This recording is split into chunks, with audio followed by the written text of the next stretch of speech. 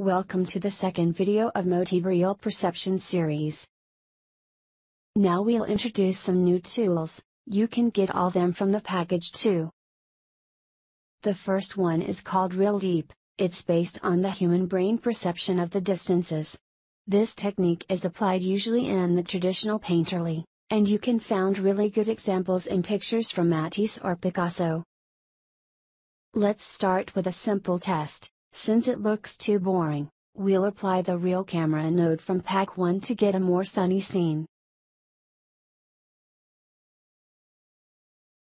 Okay, now we'll add a RealDeep node. It will help us to remove the flat sensation that this image contains. The idea behind this effect is to make the borders of the geometry brighter or darker, with the intention of increase the depth perception. To apply this kind of effect and others from RealPerception, you will need to have a Z-depth map, a footage that contains the depth and screen space. It will be used as a second input for the node. As all the other nodes, there are an input and output gamma controls. Radius is the measure in percent of the range in which the effect will applied, and distance clamp sends the order to the plugin to ignore the small distance changes. Both controls are easier to understand when you see them applied. You can get the view of the applied effect or the mask that will be used, also it can be useful as regular mask for other effects. There are a small banding caused by the slope, that are the kind of undesirable results that distance clamp removes. Be careful.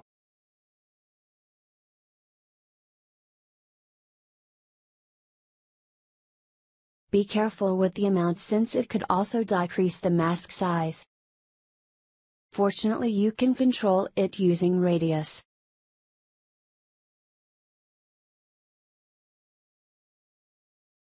Inner and outer decay are controlled independently.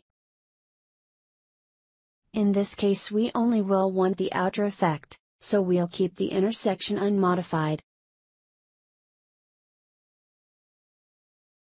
Value changes the gamma of the affected zone. And multiplier controls the intensity. Notice the dark borders we've introduced.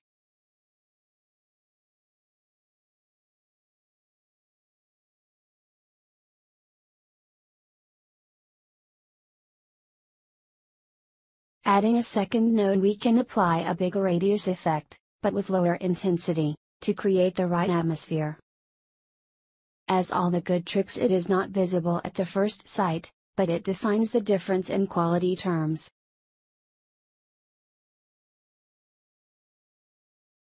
We also can increase the diffusion or radiance to get a more marked depth definition.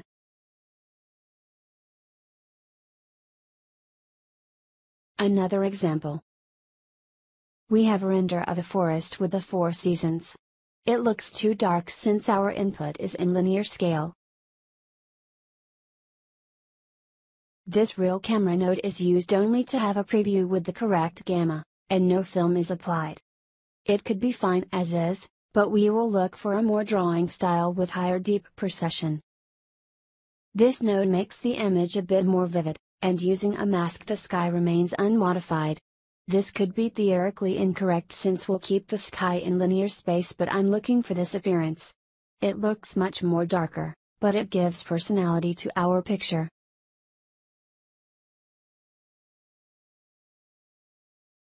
The first RealDeep makes the inner part lighter and the outer one darker. It adds contrast to several parts, improving the depth perceived. Please notice the changes, especially over the winter trees. The second RealDeep makes both lighter, but using a different radius. It brings light to the trunks and the full tree silhouette. The third one is used to add a kind of mist. To do that we used a higher radius and a higher diffusion, combined with a high value. Let's see the comparative.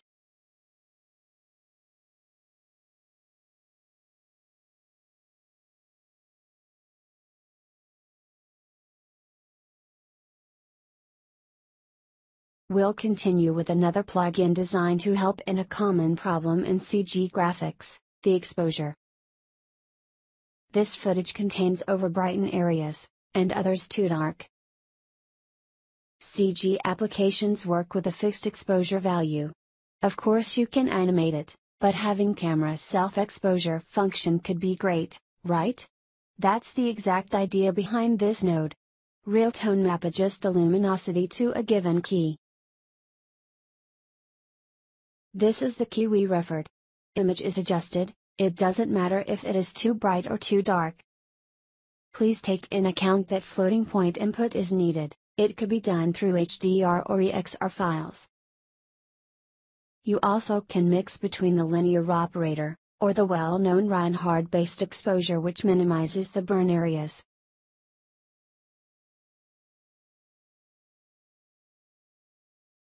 Let's see how the animation looks now. That looks nicer.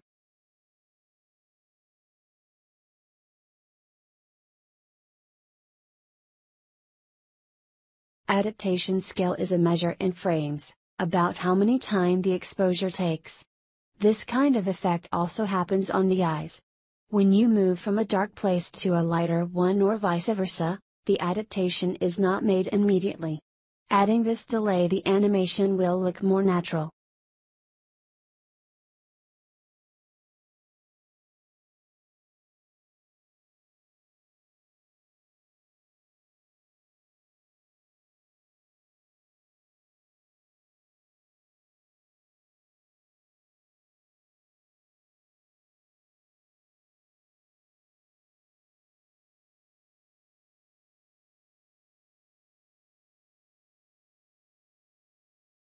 A new example, a walkthrough over a train station. As you already can imagine, using RealTonemap we can auto-expose the video, but now also we'll add a small trick.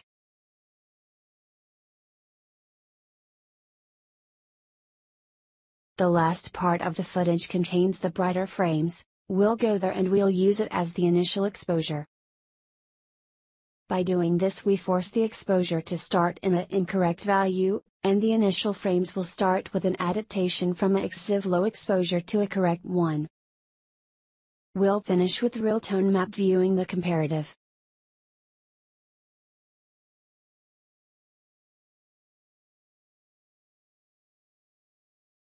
We will use this photo, we've taken from our window, to illustrate the usage of RealDefocus.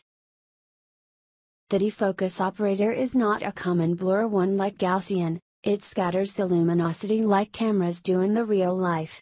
That's why this kind of bokeh shapes appear. By changing the lens configuration, the bokeh pattern will be changed too. Of course you can change the defocus radius decreasing the scatter distance. Maybe you have seen that bokeh model option is disabled. This is caused by the sampling model chosen. By default adaptive sampling is applied, it is the best trade between quality and performance. Others like draft modes are so much faster, and good for preview purposes.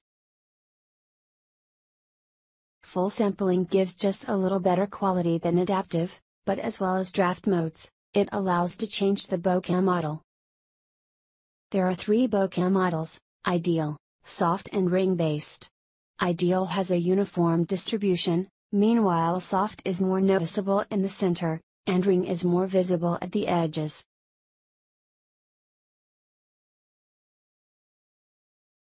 You will have noticed that the effect is applied over the entire image, it is good enough for layer-based compositions.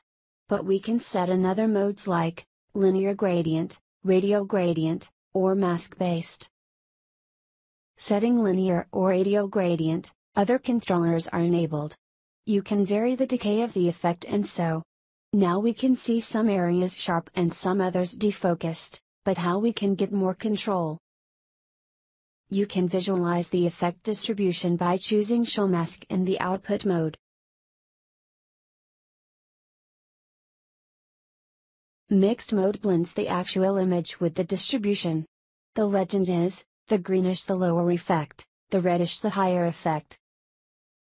With center width you can create an unaffected area. As you can imagine, you also can move and rotate the distribution. This looks fine, but if we want to create a tiny model look, we need more control to exclude the crane from the defocus. That's made by using a mask. Please notice that this has nothing to do with the regular blur and a blend mask. This controls the defocus radius per pixel. Now the effect looks inverted. That is not a problem. Just click on Invert Mask.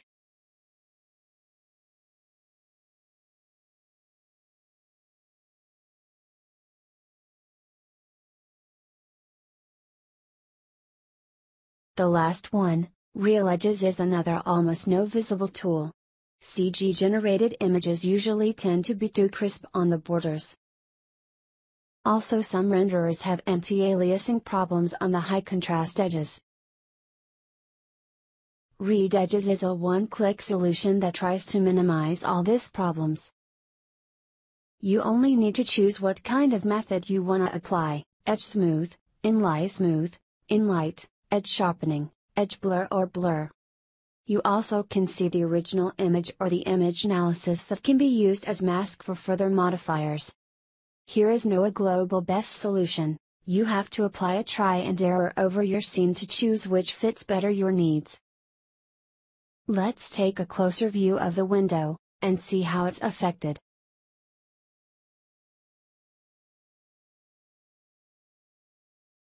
Now you can see how all the entire scene, not only the hard edges, looks much more natural.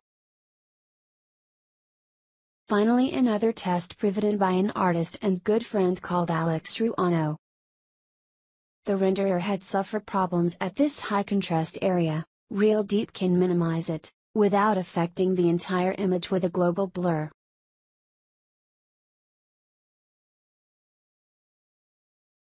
Thanks for watching, and I'll see you in the next video covering Motiva RealPerception Package 3.